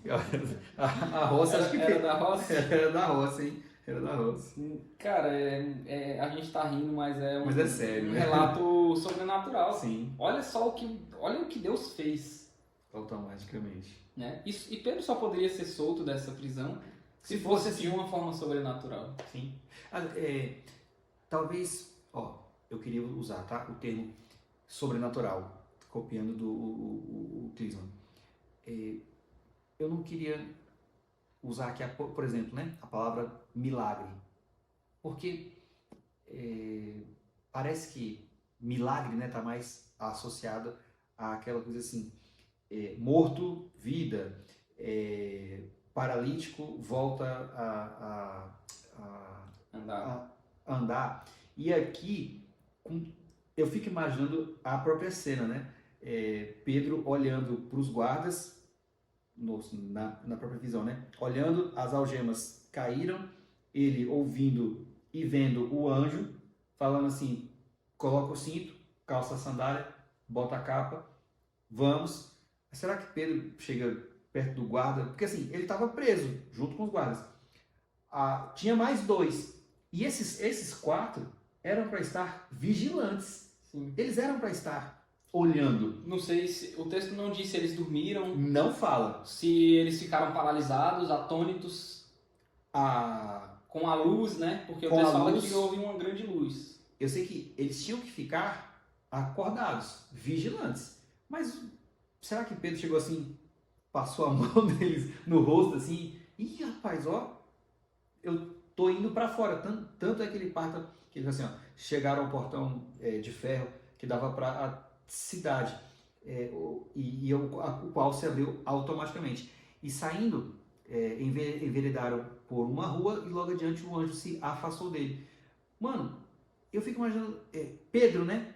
Aí no versículo 11, Ele vai cair em si. ele vai cair em si e fala assim, eita, foi o Senhor. Então, parece que Agora que eu vi que isso não era um sonho. não era uma visão. Não era uma visão. Não era um sonho. Então, eu vejo aqui mais por para esse estado de sobrenaturalidade do que de milagre.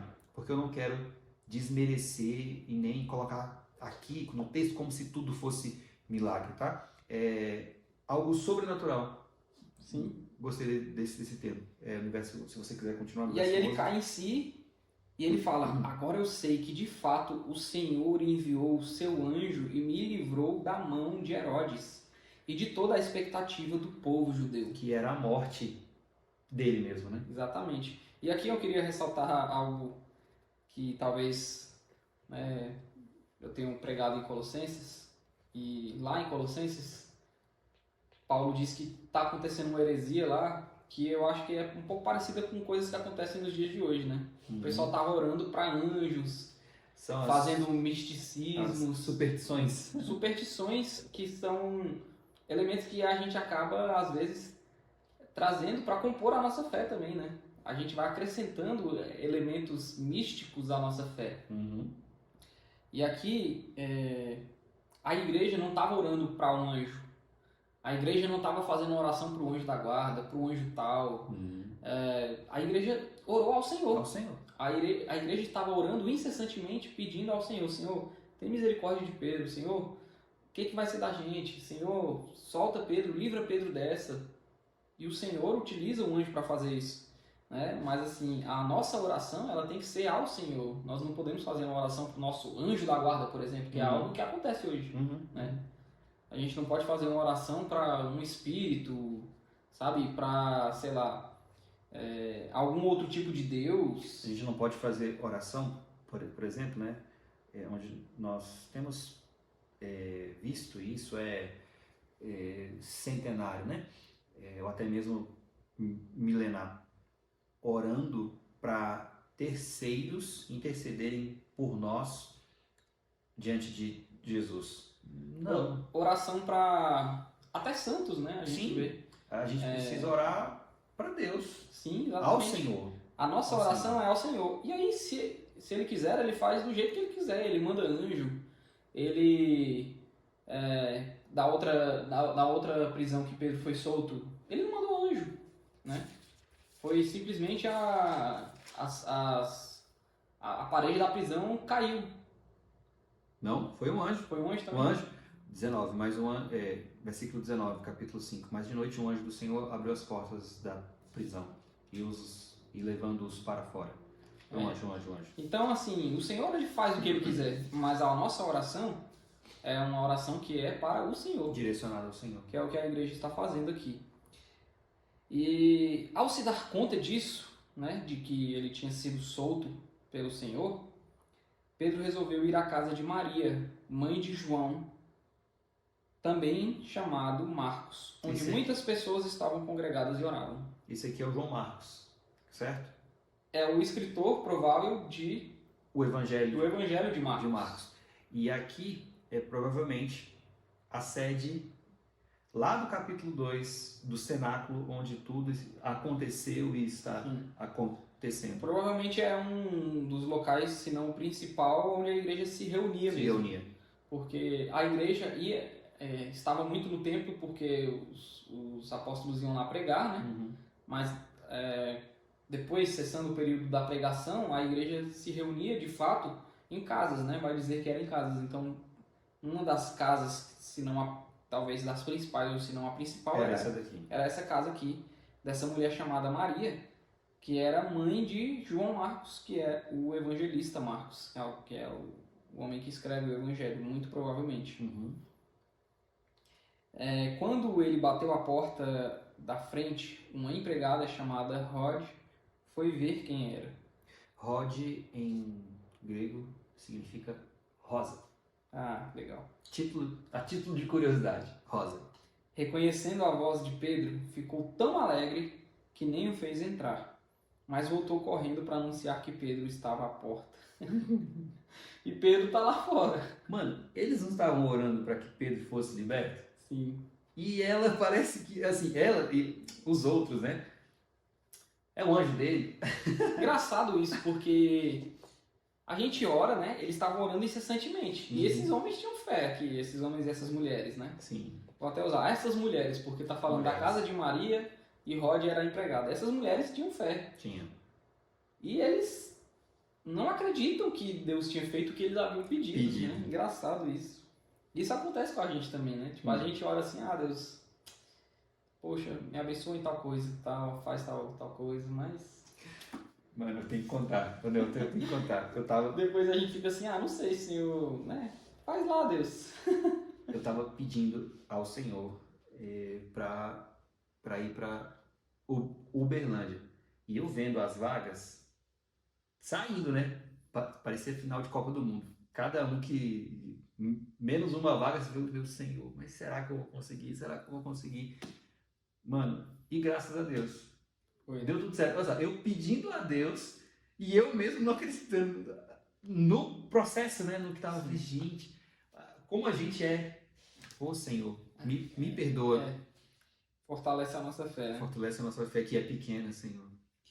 E aí a mulher vai, né? A Rosa vai ver Pedro lá fora e ela não abre a porta, ela sai correndo para dentro para contar pro povo. Sim. E aí, verso 15. Então os outros disseram, você ficou louca. Ela, porém, persistia em afirmar que era verdade. Enquanto Pedro estava lá fora, Pedro batendo, ela Ei, estava aqui assim. aqui. Não, gente, é claro que é. Não é não. Gente, não, eu tô falando pra vocês. Eu tô falando pra vocês, ele tá lá fora. E eles... Rosa. Não, Quer enganar a gente? É pegadinha. E aí eles falaram, é o anjo dele. Então, eu acho que aqui entra aquela palavra que você disse, né? Superstição. Pode, né? Pode ter se inserido aqui como se fosse, olha, que cada pessoa tivesse um anjo da guarda, né? Mas a gente sabe que tem anjos que nos ministram, anjos que nos servem, né? Os anjos do Senhor estão cooperando conosco, né? No avanço do Evangelho, e existem os mesmos ou outros anjos que estão aos nossos serviços, né? Nos ajudando, enfim. Mas eu, de forma particular, e de acordo com as leituras, me fez a crer aquilo que eu já cria, que nós não temos um anjo específico anjo da da guarda, guarda. por exemplo. Não acredito. Eu também não acho que o texto esteja dando essa ideia. A gente tem anjos, né? Exatamente. Você vê que não é um assunto claro, que vai deixar assim explícito isso nas escrituras, né? Pelo contrário. A gente vê que os anjos, de fato, são enviados por Deus muitas vezes para nos livrar de determinadas situações, né? Com Pedro, 2 vezes na prisão, com Paulo, Sim. com Paulo no naufrágio. Então, assim, a gente vê que os anjos são aqui, né? Espíritos ou mensageiros, seres que nos servem, que Sim. por meio cumprem a ordem do Senhor, né? Sim. Verso 16. Enquanto isso, Pedro continuava batendo. Quando abriram a porta, viram-no e ficaram admirados. Ele, porém, fazendo-lhes sinal com a mão para que se calassem, contou-lhes como o Senhor o tinha tirado da prisão. O alvoroço foi grande. E acrescentou: anunciem isto a Tiago. Esse Tiago aqui agora não é o que morreu, porque ele já tinha morrido. Sim. Esse aqui provavelmente é o Tiago, irmão de Jesus. E aqui parece que denota, né, que Tiago era o principal, era o pastor, era o líder. Na ausência dos apóstolos, muito provavelmente Tiago assumiu o protagonismo da liderança da igreja de Jerusalém. Ali. De Jerusalém, sim. Exatamente. Sim. Então Pedro fala: anunciem isto a Tiago e aos irmãos. E saindo foi para outro lugar. Então aqui, né, Pedro provavelmente percebeu que ele não poderia ficar em Jerusalém, pelo menos pelos próximos meses. Sim. E a gente só vai ver um relato de Pedro voltando a Jerusalém naquele grande concílio lá do capítulo 15. Capítulo 15.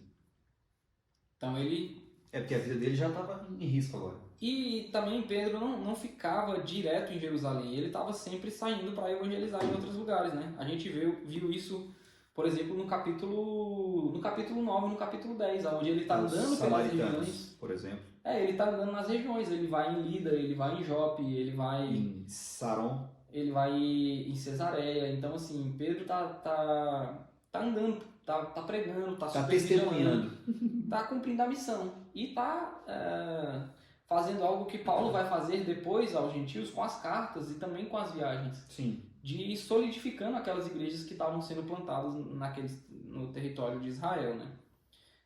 Paulo vai fazer isso com os gentios, que é um outro território, o território do Império Romano, enquanto Pedro fez isso nos territórios que pertenciam ali a Israel. 18. Quando amanheceu, houve grande alvoroço entre os soldados sobre o que teria acontecido com Pedro. Herodes, tendo-o procurado e não o achado, submetendo às sentinelas a interrogatório, ordenou que se aplicasse pena de morte. E descendo da Judéia para Cesareia, Herodes passou ali algum tempo. Então, aqui ele manda matar os soldados, porque era o costume, né? Deixou uma pessoa escapar, você vai cumprir a pena no lugar dela. Que isso? Como a pena de Pedro era pena de morte, a execução, vocês aqui vão ser executados. Agora eu fico me perguntando, porque houve um interrogatório, e também quando amanheceu, houve grande alvoroço entre os soldados sobre o que teria acontecido com Pedro. Então, ou eles ficaram paralisados, ou eles dormiram. Porque... ou eles ficaram estáticos, pasmos. Eu acho que eles viram a cena. Porque... Tipo assim, eles estão ali parados, só olhando, só o olhinho. Tipo o que aconteceu com aqueles homens que seguiam Paulo no caminho para Damasco? Sei. Nós falamos sobre isso em Atos capítulo 9 e complementamos com outros capítulos do próprio livro, tá? fazendo as comparações dos textos para entendermos como que pode ter sucedido e chegamos a um denominador comum. Porque quando fala que houve grande alvoroço sobre o que teria acontecido com Pedro, às vezes os soldados falaram que tinham visto uma luz ou um anjo, alguma coisa, e aí aquilo causou um alvoroço e aí eles foram para o interrogatório para contar o que teria acontecido, mas não foram convincentes.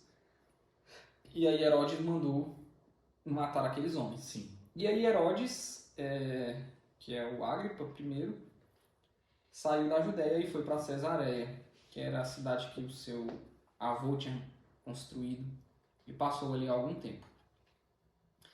Verso 20. Houve uma séria divergência entre Herodes e os moradores de Tiro e de Sidom, Que era uma região litorânea. que era justamente aqui parte da Fenícia. Fenícia. Estes, porém, de comum acordo, se apresentaram a ele e, depois de obter o apoio de Blasto, que era assessor do rei, pediram paz, porque a terra deles recebia alimentos do país do rei. Então, muito provavelmente estava acontecendo aqui uma rebelião, talvez ali em Tiro e Sidom, algo que precisou da intervenção de Herodes. Mais uma vez, atos e contra-atos, apoios e contra-apoios de movimentos políticos ali, porque um dependia do outro, como diz o texto, né, de alimentos. Uma região, então, que não era tão forte de alimentos, precisava da outra. E aí Blasto aqui, né, como alguém muito próximo de Herodes, vai fazer essa intermediação aqui para eles. E é claro, né, mais um tipo de situação política dessa época que envolve economia também. É isso. 21. E aí o que acontece? Ele resolve ali aquela questão, né? E aí, no verso 21 vai dizer que em dia designado, Herodes, vestido de traje real, assentado no trono, dirigiu-lhes a palavra. E o povo gritava: é a voz de um Deus e não de um homem. No mesmo instante, um anjo do Senhor feriu Herodes, por ele não haver dado glória a Deus, e comido de vermes morreu. Entretanto, a palavra de Deus crescia e se multiplicava. Barnabé e Saulo, cumprida a sua missão, voltaram de Jerusalém trazendo consigo João, também chamado Marcos. Eu queria começar aqui pelo final. Lá, no versículo 30 do capítulo 11, diz assim: eles o fizeram enviando essa ajuda aos presbíteros por meio de Barnabé e Saulo, ou seja, saíram de Antioquia e foram para Jerusalém.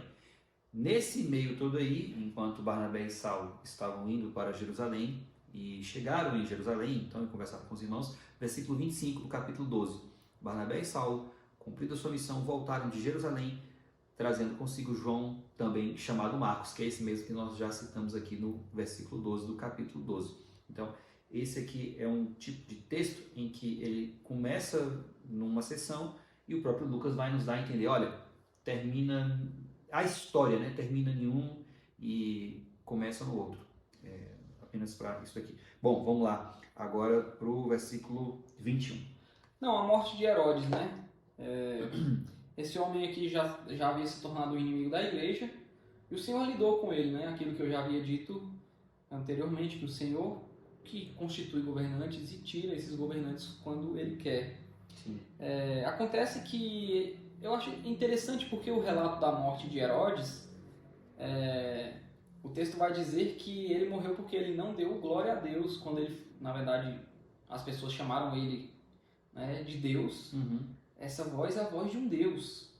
E aí ele recebe para si esse elogio. Ele provavelmente... Isso é algo que acontece muito com pessoas de alto escalão, né? Eles se consideram deuses. Eles se consideram acima do bem e do mal, acima das pessoas. E esse foi o motivo da morte dele, né? Só que essa morte dele aqui, que fala que ele foi comido de bichos e o anjo tocou nele, né?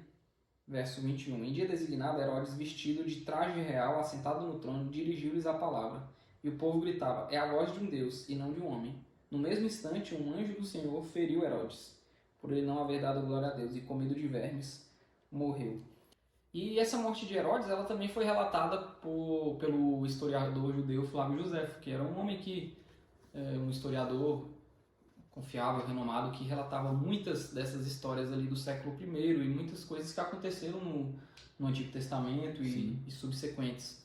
E ele narra a morte desse Herodes Agripa, dizendo que no segundo dia de uma festa que acontecia em Cesareia, em honra do imperador Cláudio, Agripa vestiu uma roupa prateada de textura maravilhosa e entrou no anfiteatro bem cedo de manhã. Quando os raios do sol brilharam sobre a sua roupa, os clarões fizeram que os seus bajuladores gritassem que ele era um deus.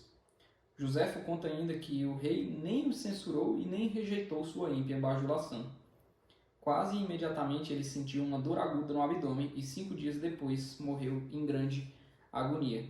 Então aqui uma testemunha, um historiador confiável, que é Josefo, vai narrar algo que está relatado por Lucas aqui, né? Dizendo que justamente esse homem morreu depois de sentir uma grande dor no abdômen. 5 dias depois ele morreu, né? O texto aqui bíblico vai dizer que ele foi comido de vermes.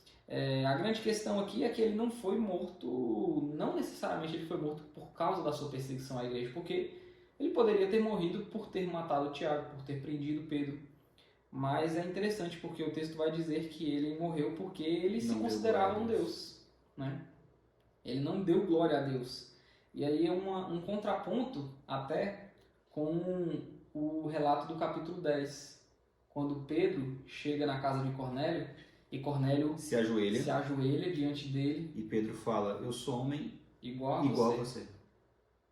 E aí aqui, já no capítulo 12, Herodes sendo adorado como um deus, permitindo-se a adoração, ele provavelmente traz isso para o coração, né? Flávio Josefo vai dizer que ele não concordou, mas também não discordou, ou seja, estão dizendo que eu sou Deus, eu me considero um Deus mesmo. Sou um. E aí ele vai ser morto. Ele pode ter sido morto também por causa da perseguição, né? Por ter feito tanto mal para a igreja. Me fez lembrar de Gamaliel falando lá com o povo, capítulo 5, né, que diz assim: cuidado para vocês não estarem lutando contra Deus, senão vocês podem ser destruídos. Capítulo 5, versículo 39. Exatamente. Mas se vem de Deus, vocês não poderão destruí-los e correm o risco de estar lutando contra Deus. Exatamente. E aí Lucas vai terminar dizendo que Barnabé e Paulo voltaram de Jerusalém para Antioquia e levaram João Marcos. Isso vai ser uma transição para o próximo capítulo, que é quando começa a primeira viagem missionária do apóstolo Paulo, juntamente com Barnabé e também com João Marcos. Sim. E depois a gente vai ver outra pessoa assumindo o lugar, entre aspas, né, de Barnabé nos próximos capítulos. Então é isso, galera. Espero que vocês tenham compreendido melhor o capítulo 12 e o capítulo 11 também, que nós explicamos boa parte aqui. E até o próximo vídeo. Até que Deus em Cristo nos abençoe em nome de Jesus. Teologia de Graça, interpretando a vida a partir das Escrituras. It's Romans 1:16. Teologia de Graça, interpretando a vida a partir das Escrituras. It's Romans 1:16.